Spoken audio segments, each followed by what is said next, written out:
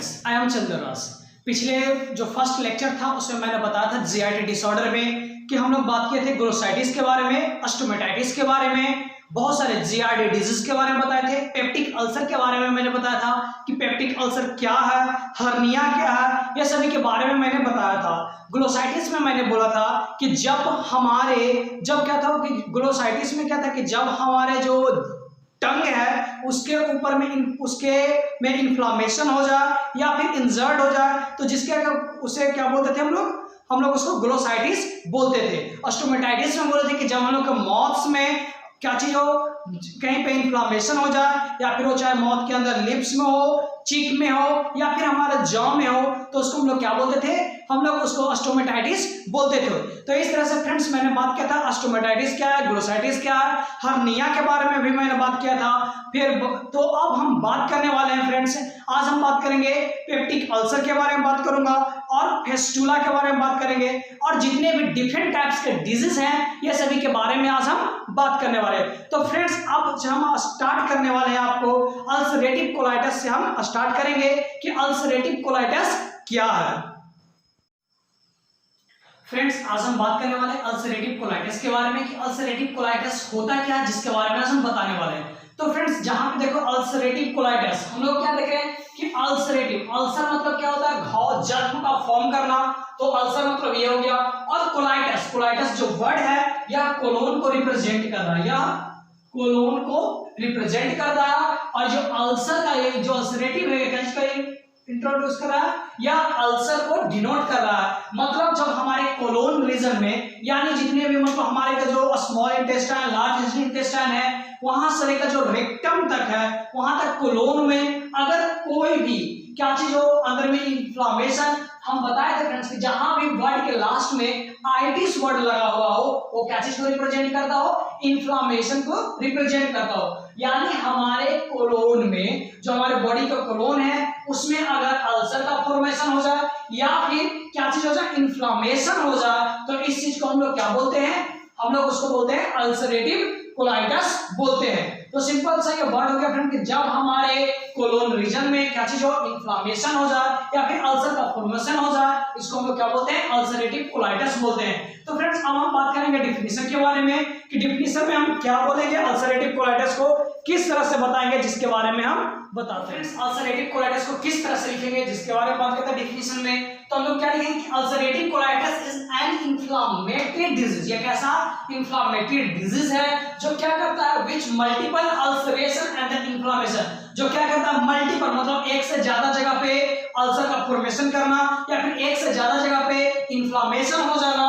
कहां पे, स्पेसिफिक जो हमारे म्यूकोसा लेयर है, हम लोग जानते हैं कोई भी हमारे जो बॉडी है उसके इनर लेयर मसल्स होते हैं वो क्या होता है, म्यूकोसा होता है जो, तो जब म्यूकोसा में या फिर सब म्यूकोसा में अल्सर का फॉर्मेशन हो जाए एक से अधिक जगह पे या फिर इन्फ्लेमेशन हो जाए तो उसे हम लोग क्या बोलते हैं, अल्सरेटिव कोलाइटिस बोलते हैं। जैसे कि मानो फ्रेंड्स ये हमारे क्या हो गया,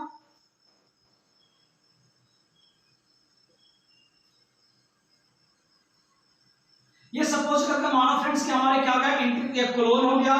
तो ये क्या होगा कि जब हमारे इस पार्ट में अंदर का जो क्या होता है ये हुआ हमारा म्यूकोसा लेयर हो गया। जब म्यूकोसा लेयर में इन्फ्लामेशन हो जाए, मानो ये दोनों तरफ से क्या हो जाएगा, इन्फ्लामेशन हो जाए या फिर अल्सर का फॉर्मेशन हो जाए। अल्सर मैंने बताया था कि अल्सर क्या होता है कि जब हमारे म्यूकोसा लेयर को डैमेज कर जाता हो, रैप्चर कर जाता हो तो उस चीज को हम लोग क्या बोलते हैं, हम लोग उसको अल्सर बोलते हैं। तो बोला गया कि जब अल्सर का फॉर्मेशन हो जाए कहां, इनर लेयर जो हमारे म्यूकोसा लेयर है,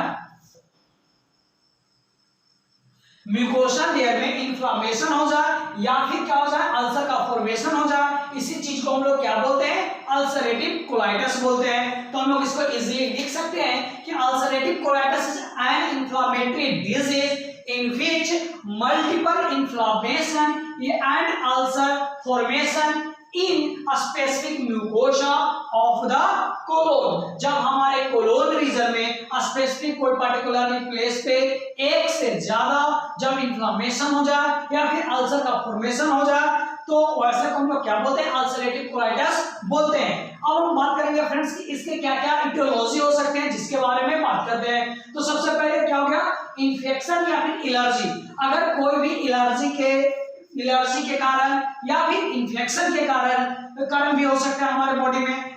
फिर बात की ऑटो इम्यून रिस्पॉन्स, जैसे कि कोई भी पैथोजेंस हमारे बॉडी के अंदर में घुसा और क्या हो गया, जो हमारे इम्यून सिस्टम है, हम लोग जानते हैं कि कोई भी पैथोजेंस हमारे बॉडी में इन करता है तो हमारा इम्यून सिस्टम सबसे पहले रिस्पॉन्स करता है और उस पैथोजेंस को क्या करता है, किल करता है। लेकिन क्या हुआ कि जब हमारे जो ऑटो इम्यून रिस्पॉन्स है वो पैथोजेंस को नहीं किल कर पाया, जिसके कारण क्या होगा, हमारे बॉडी जो कोलोन है उसमें अल्सर का फॉर्मेशन हो सकता है या फिर इन्फ्लामेशन हो सकता है। फिर बोला क्या, साइकोलॉजिकल स्ट्रेस के कारण, जैसे कि कोई हैंग्री है, मतलब भूखा रह रहा हो या फिर स्ट्रेस ले रहा हो, तो जिसके कारण क्या होता है, HCl का सिक्रीशन होता है। तो हम लोग जानते हैं HCl क्या है, यह एक एसिडिक नेचर है। तो एसिडिक नेचर क्या करेगा, बर्न करता है, तो हमारा जो म्यूकोसा लेयर है, इनर पार्ट का लेयर है, उसको क्या करेगा, वो डैमेज करेगा, अल्सर का फॉर्मेशन करेगा, म्यूकोसल लेयर को ब्रेक डाउन करेगा, जिसके कारण क्या होगा, अल्सर या फिर इन्फ्लेमेशन हो सकते हैं। लास्ट में बात करते हैं इन्वायरमेंटल एजेंट्स के बारे में कि इन्वायरमेंटल एजेंट्स कहने का मतलब क्या हुआ कि जैसे कि हम लोग यूज कर रहे हैं तंबाकू वगैरह का यूज कर रहे हैं, तो ये स्कैन में या फिर अल्कोहलिज्म है, तो ऐसे पर्सन को भी क्या चीज हो सकता है, अल्सरेटिव कोलाइटिस हो सकते हैं। तो फ्रेंड्स, अगर आपको इसको समझ में आया तो प्लीज हमारे चैनल को सब्सक्राइब करें और इसको ज्यादा से ज्यादा शेयर करें। अब हम बात करते हैं दूसरे डिजीज के बारे में कि अब हम बात करेंगे सबसे पहले कि अपेंडिसाइटिस क्या है। तो यहाँ पे अल्सरेटिव कोलाइटिस तक में तो कोई दिक्कत नहीं होना चाहिए। अल्सरेटिव कोलाइटिस क्या है कि जब हमारे कोलोन पार्ट में इन्फ्लामेशन हो जाए या फिर अल्सर का फॉर्मेशन हो जाए, मल्टीपल, एक से ज्यादा हो जाए या फिर एक भी हो, तो उसे हम क्या बोलते हैं, अल्सरेटिव कोलाइटिस बोलते हैं। अब हम फ्रेंड्स बात करने वाले अपेंडिसाइटिस के बारे में। अपेंडिक्स क्या है फ्रेंड्स, यह एक वेस्टिजियल ऑर्गन है। यह क्या है, वेस्टिजियल ऑर्गन है। वेस्टिजियल ऑर्गन्स मतलब क्या कि जिसका कोई भी हमारे बॉडी में फंक्शन नहीं हो।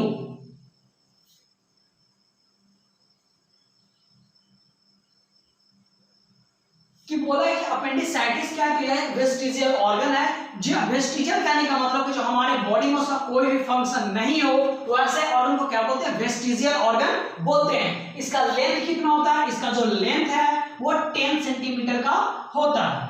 ठीक, अब हम फ्रेंड्स बात करते हैं अपेंडिसाइटिस के बारे में। तो अपेंडिसाइटिस मतलब ये वर्ड के लास्ट में क्या लगा हुआ फ्रेंड्स, आइटिस लगा हुआ। मैंने बताया था कि जहां भी कोई भी वर्ड के लास्ट में आइटिस लगा हुआ हो, मतलब उसका मतलब क्या होता है, इन्फ्लामेशन।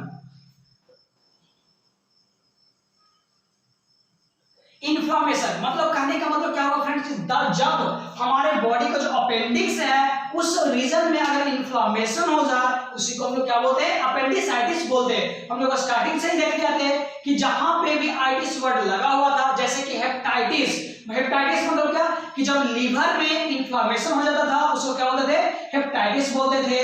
और बहुत सारे जितने भी डिजीज थे, पैंक्रियाटाइटिस मतलब पैंक्रियाज में इन्फ्लामेशन हो जाना है, क्या बोलते हैं, पैंक्रियाटाइटिस बोलते हैं। तो यहाँ पे बात किया गया कि अपेंडिसाइटिस के बारे में कि मतलब अपेंडिसाइटिस क्या है, तो जब हमारे it is a inflammatory disease, मतलब इसको क्या बोलते हैं, इन्फ्लामेटरी डिजीज बोल सकते हैं। इन्फ्लामेशन अकर्स इन अपेंडिक्स, जब अपेंडिक्स में इन्फ्लामेशन हो जाए उसी को हम लोग क्या बोलते हैं, अपेंडिसाइटिस बोलते हैं। अब इन्फ्लामेशन किस किस रीजन से हो सकता है, किस किस वजह से हो सकता है, इसके बारे में बात करते हैं कि कौन कौन से फैक्टर्स के कारण इन्फ्लामेशन होगा अपेंडिक्स में, जिसके बारे में बात करते हैं।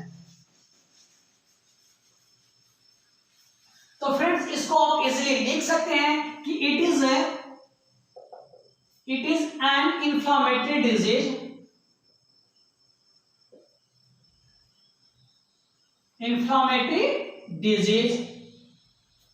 यह कैसा है, यह एक इन्फ्लामेटरी डिजीज है जो हमारे अपेंडिक्स में क्या होता है, इन्फ्लामेशन कर देता है। जैसे कि देखो ये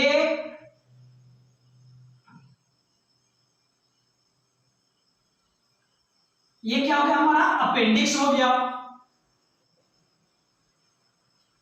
अपेंडिक्स हो गया। जब इसमें क्या होगा, जो इसका जो नॉर्मल जो साइज है अगर इससे बड़ा हो गया, ये इन्फ्लाम कर इस तरह से इतना बड़ा हो जाता है, तो आप इसको क्या बोलेंगे, अपेंडिसाइटिस बोलेंगे। अब इसका रीजन अलग अलग हो सकते हैं, तो हम उस रीजन के बारे में हम अभी बताने वाले हैं कि कौन कौन से रीजन के कारण इन्फ्लाम करता है। अब फ्रेंड्स अभी हम देखने वाले कि कॉमन कॉजेस क्या क्या हो सकता है अपेंडिसाइटिस होने का। तो सिंपल सबसे पहले बात करते हैं लिम्फोइड टिश्यू हाइपरप्लेसिया। किसके कारण से? लिम्फोइड टिश्यू हाइपरप्लेसिया के वजह के कारण से हो सकता है या फिर फेकोलिथिस के कारण हो सकता है। तो फ्रेंड्स हम यहाँ पे बात करने वाले हैं कि लिम्फोइड टिश्यू हाइपरप्लेसिया क्या है। तो लिम्फोइड टिश्यू हमारे जो अपेंडिक्स है, यहाँ पे मैं दिखा रहा हूँ आपको कि जैसे कि ये अपेंडिक्स है, ओके। तो ये अपेंडिक्स के अंदर में बहुत सारे ये लिम्फोइड टिश्यू पाए जाते हैं। तो जब लिम्फोइड टिश्यू क्या होता है, ग्रो कर जाते हैं ज्यादा मात्रा में, जब यहाँ पे ग्रो कर जाते हैं जिसके कारण से क्या हो जाता है, ऑब्स्ट्रक्शन क्रिएट हो जाता है, जिसके कारण ये क्या होता है, यह इन्फ्लाम कर जाता है। तो फर्स्ट जो 60% जो कारण है यूथ में जो हमारे अपेंडिक्स होने का जो रीजन है वो किसके कारण से है, लिम्फोसाइट टिश्यू हाइपरप्लेसिया के कारण से है। मतलब जो लिम्फोइड टिश्यू है ये बहुत सारे मात्रा में हमारे अपेंडिक्स में पाए जाते हैं। तो जब इसका ग्रोथ हो जाता है, जब ये कारण बड़े हो जाते हैं, तो जिसके कारण से क्या होता है, ऑब्स्ट्रक्शन क्रिएट होता है। इसी को क्या बोलते हैं, लिम्फोइड टिश्यू हाइपरप्लेसिया बोलते हैं। अब हम बात करते हैं फ्रेंड्स सेकंड के बारे में कि फेकोलिथिस क्या है। तो जिसके बारे में हम बात करते हैं, जैसे कि फ्रेंड्स क्या है कि जो हमारे जो ये इंटेस्टाइन है,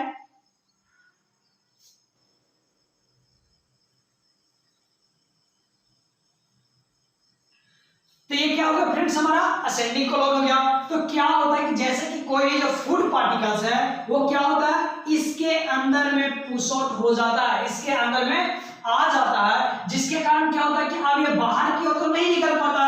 तो ये क्या होता है कि अंदर में ही जो फूड है वो क्या होने लगता है, डिकम्पोज हो जाने लगता है। डिकम्पोज होने के कारण क्या होता है, या इस तरह से इन्फेक्शन के कारण क्या हो जाता है, या इन्फ्लाम कर जाता है, बड़ा हो जाता है। तो इसी को हम लोग क्या बोलते हैं, फेकोलिथिस बोलते हैं। जब हमारे कोई भी फूड पार्टिकल्स जब हमारे अपेंडिक्स में क्या हो जाए, अंदर की ओर आ जाता हो, तो जिसके कारण से इन्फ्लेमेशन होता है। तो ये दो कारण हो गए। तो इसके कारण से 30% अपेंडिसाइटिस होने की केसेस होते हैं, जबकि लिम्फोइड टिश्यू हाइपरप्लेसिया से 60% होने की चांसेस मिलते हैं। अब अदर कॉजेज में बात करते हैं, फॉरेन बॉडीज के कारण या फिर इन्फेक्शन के कारण, या हमारे अपेंडिक्स में कोई वजह से इन्फेक्शन हो जाए, जिसके कारण अगर इन्फ्लाम कर गया हो, तो इसके वजह से भी अपेंडिसाइटिस हो सकते हैं। तो फ्रेंड्स मैंने दो रीजन बताया कि हमारे अपेंडिसाइटिस किसके कारण होता है। तो मेनली सबसे पहला जो होता है लिम्फोइड टिश्यू हाइपरप्लेसिया के कारण से।